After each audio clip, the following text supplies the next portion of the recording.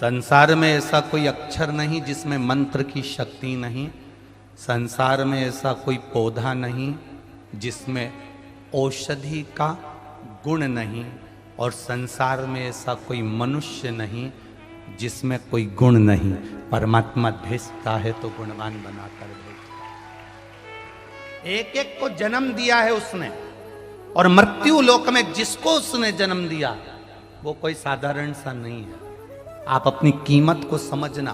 पृथ्वी पर एक भी पौधा लगा है तो वो पौधा साधारण नहीं, उसमें कुछ औषधि है। बस उस औषधि को जानने वाला कोई वेद होना चाहिए, उस औषधि को जानने वाला कोई वेदी होना चाहिए जो उसमें से औषधि का तत्व निकाल ले। आज तक दुनिया के लोग ये बेलपत्री को शंकर जी पे चढ़ाते थे, छोड़कर आ जाते थे। ये बेलपत्री शिव जी के मंदिर में पड़ी रहती थी, बाद में उठाकर निर्माल्य में चली जाती थी, निर्माल्य में से उठकर इधर पानी में चली जाती थी। आज दुनिया के लोगों ने इस बेलपत्री के महत्व को समझा। जब समझा तो उठाकर जब खाना चालू करा तो अब मंदिर में एक बेलपत्र भी फालतू पड़ी नहीं दिखती। उसकी औषधि समझ में आ गई कि उसमें औषधिता कितना।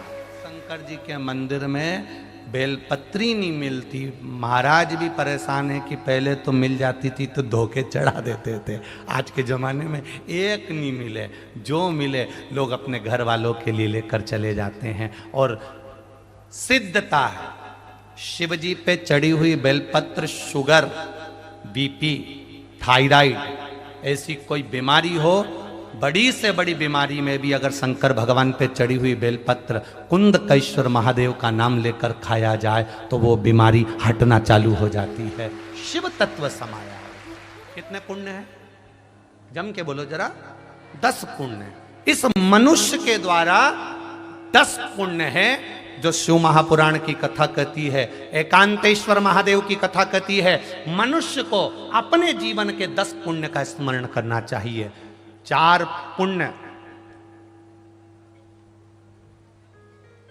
4 पुण्य मनुष्य की सुंदर आनंदमय वाणी के हैं। 4 पुण्य। और 3 पुण्य मनुष्य के शरीर द्वारा होते हैं, और 3 पुण्य मनुष्य के मन द्वारा होते हैं। 4 मनुष्य की वाणी से पुण्य होते हैं, 3 पुण्य मनुष्य के शरीर से होते हैं, और 3 पुण्य मनुष्य के मन से होते हैं। कितने हो गए? जम के बोलो जरा। 10 पुण्य हैं, उसमें 3 पुण्य है मनुष्य के शरीर से जो होते हैं।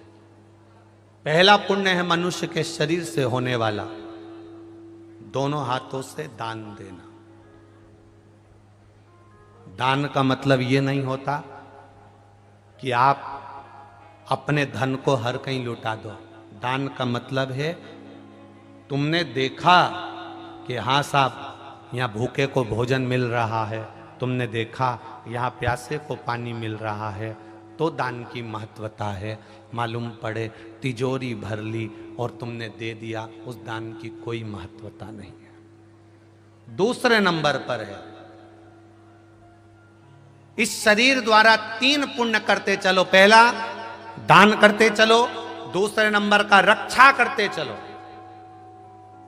रक्षा से मतलब है बन सके पड़ोस में नातेदार, रिश्तेदार, कुटुंब, कबीले अपने जो परिचित रहते हो उनके जीवन में अगर कहीं थोड़ी तकलीफ है तो उनके जीवन में तुम भी थोड़ा सा खड़ा होना चाहिए, थोड़ा सा खड़ा होना चालू करो। तीसरा पुण्य हमारे जीवन में हम इस शरीर के द्वारा सेवा करो। यहां पर इतने लोग कथा श्रवण करने आए हो, आपसे निवेदन है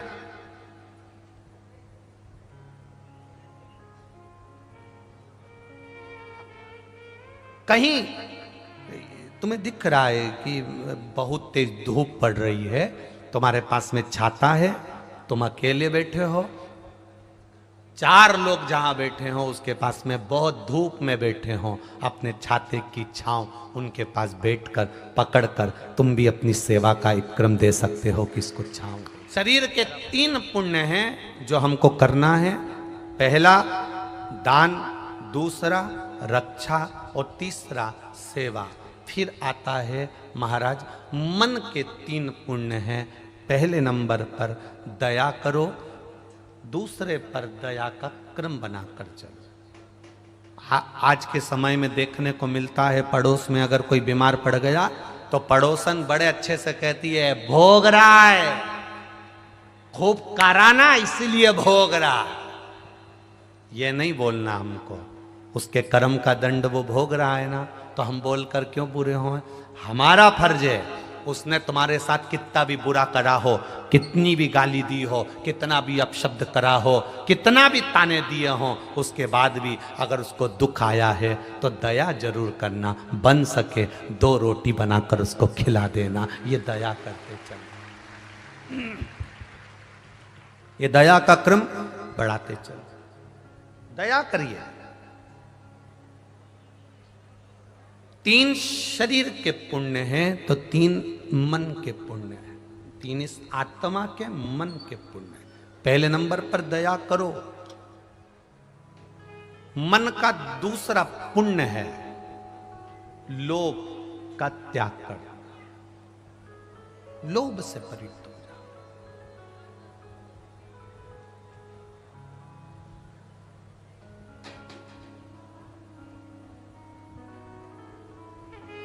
मन का दूसरा पुण्य है लोभ से छुटकारा। और मन का तीसरा पुण्य है श्रद्धा रखना। आपका भीतर श्रद्धा ही नहीं है और आप मंदिर में जाकर बैठ गए, विश्वास ही नहीं है, मंदिर में जाकर बैठ गए तो उसका कोई फायदा नहीं, कोई लाभ नहीं। अगर आपकी श्रद्धा, आपका विश्वास प्रबल है तो परमात्मा को भी मिलने में देरी नहीं लगेगी। 10 पुण्य शरीर के हैं, उन 10 पुण्य में हमारा पुण्य की प्रबलता में 3 पुण्य शरीर के और 3 पुण्य मन के हैं, जिसमें 4 पुण्य वाणी के हैं। उन वाणी के पुण्य में पहला पुण्य है सत्य बोलना, दूसरा पुण्य है स्वयं विद्या का अध्ययन करना।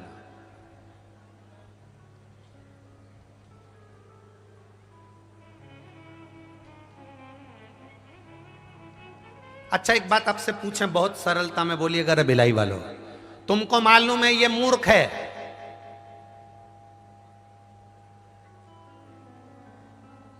तो तुम उसको समझाओगे? अरे बोलो तो जम के। क्यों नहीं समझाओगे? इसलिए नहीं समझाओगे क्योंकि मूर्ख से माता भिड़ाओगे तो तुम उससे बड़े, अरे बोलो जम के बोलो जरा, उससे बड़े मूर्ख हो।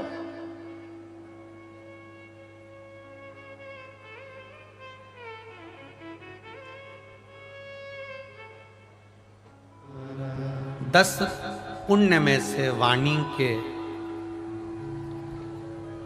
4 पुण्य हैं, जिसमें से सत्य, स्वाध्याय, प्रियवाणी और हितकर वाणी। एक बात अपने जीवन में उतारिएगा, जब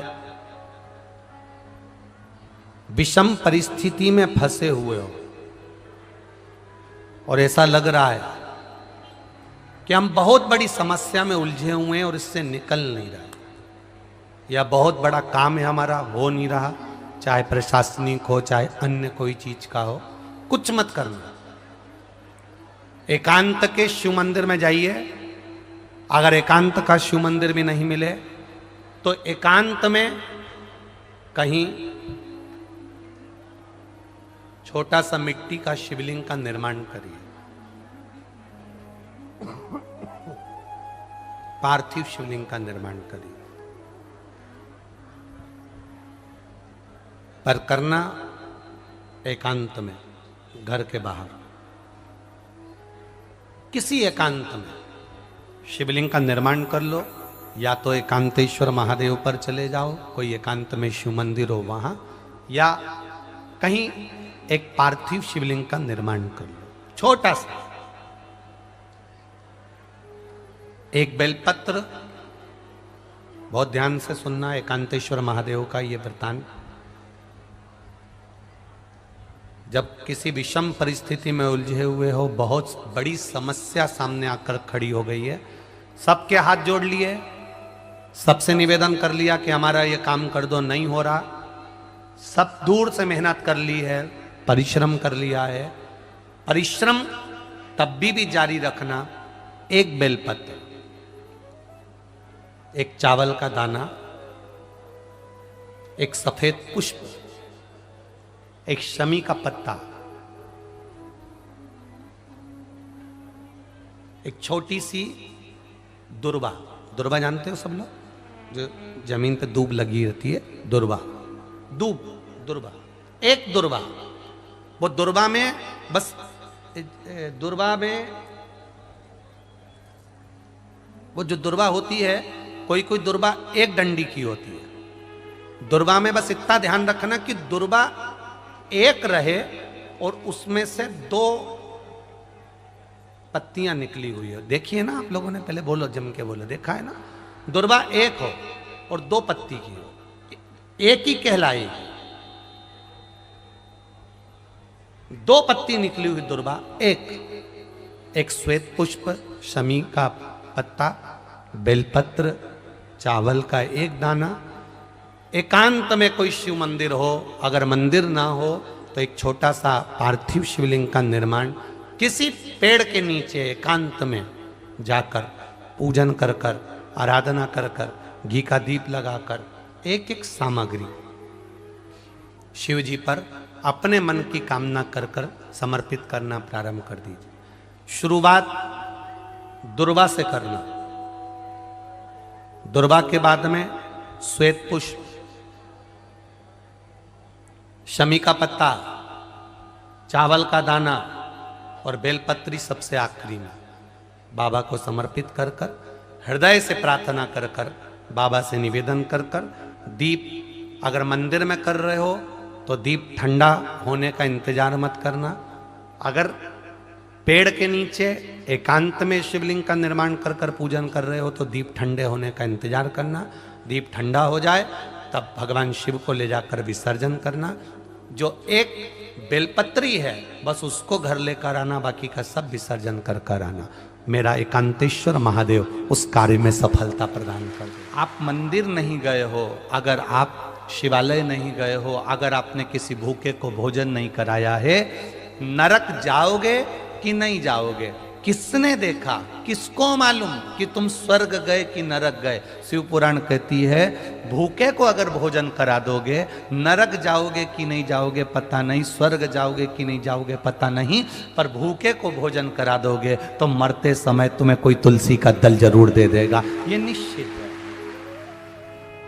किसी मंदिर में दर्शन करने के लिए जाओ और तुम्हारे पर्स में अगर 10 रुपया नहीं है, पड़ोसन तुम्हारे साथ में है, तुम्हारे रिश्तेदार तुम्हारे साथ में, और किसी तीर्थ में तुम दर्शन करने गए हो, बद्रीनाथ दर्शन करने गए हो, केदारनाथ दर्शन करने गए हो, चंपेश्वर महादेव दर्शन करने के लिए गए हो, महाकाल दर्शन करने के लिए गए हो, राम जी के मंदिर दर्शन करने के लिए गए हो, किसी तीर्थ में दर्शन करने के लिए गए हो, तुम्हारा पर्स घर पर रह गया, तुम्हारा पर्स होटल में रह गया, तुम्हारा पर्स गाड़ी में रह गया, तो भी अपनी पड़ोसन से, अपने रिश्तेदार से भगवान के सामने दर्शन करते समय भगवान सामने हैं, और भगवान के सामने तुम पड़ोसन से मत मांगना कि 10 रुपए दे, मैं तेरे को भी गाड़ी में दे दूंगी। नहीं, भगवान को बुरा लगता है क्योंकि मेरे सामने खड़ी होकर तू दूसरे के आगे हाथ फैला रही है। मुझसे कहती मैं गाड़ी में से क्या तेरे सामने अंबारियां ला कर दे देता।